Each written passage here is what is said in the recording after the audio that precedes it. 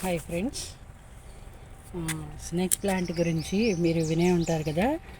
Snake plant ఇది ఇంట్లో ఉంటే పాములు అవి రాకుండా ఉంటాయని చెప్తారు కదా.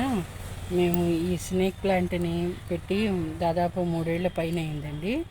చూడండి, ఈరోజు స్నేక్ ప్లాంట్కి కూడా పువ్వు పూస్తుందని నాకు తెలియదు.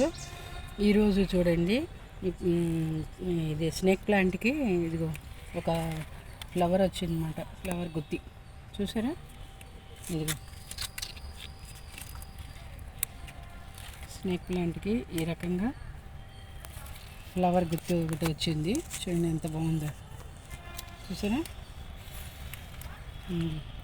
అంటే ఏ మొక్కకి బాగా ఏజ్ వచ్చినప్పుడు 3-4 ఏళ్ళు అయితే కనుక ఇట్లా వస్తుందన్నమాట మొక్క.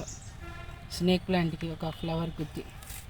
మరి దీనికి ఏదైనా విత్తనాలాగా ఏమైనా వస్తాయో లేదో మరి తెలియదు. మళ్ళీ ఒకవేళ విత్తనాలు వస్తే కనుక మళ్ళీ వీడియో షేర్ చేస్తాను ఫ్రెండ్స్. మీరు కూడా ఈ మొక్కని పెంచుకోండి ఇంట్లో.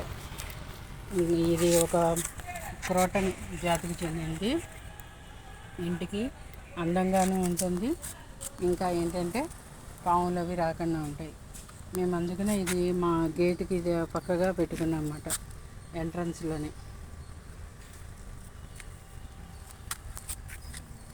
చూసారా ఫ్రెండ్స్, మేము ఈ మొక్కని ఆన్లైన్లో ఒక్క మొక్క తెప్పించాము, చిన్న మొక్కని. అప్పుడు దీనికే ఎన్ని మొక్కలు వచ్చాయి చూసారా. ఈ పక్కనే పిలకలుగా బోల్డ్ మొక్కలు వచ్చాయి. మన అరటి చెట్టుకి పిలకలు వచ్చినట్టుగానే మొత్తం కుండీ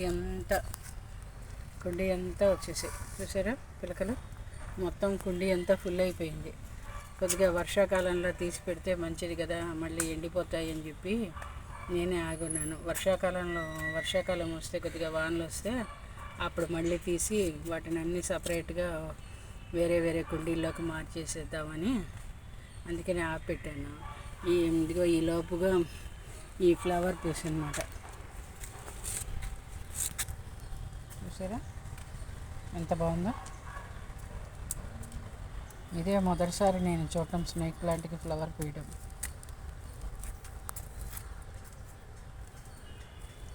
ఇది ఫ్రెండ్స్ ఈరోజు వీడియో. మా ఛానల్ని సబ్స్క్రైబ్ చేసుకున్న వాళ్ళందరికీ ధన్యవాదాలు. ఈ వీడియోపై మీ కామెంట్ని తెలియజేయండి. మీ ఫ్రెండ్స్ అందరికీ మా ఛానల్ని సబ్స్క్రైబ్ చేసుకోమని చెప్పండి. ఈ వీడియో అందరికీ షేర్ చేయండి, లైక్ చేయండి, కామెంట్ చేయండి. Thank you friends.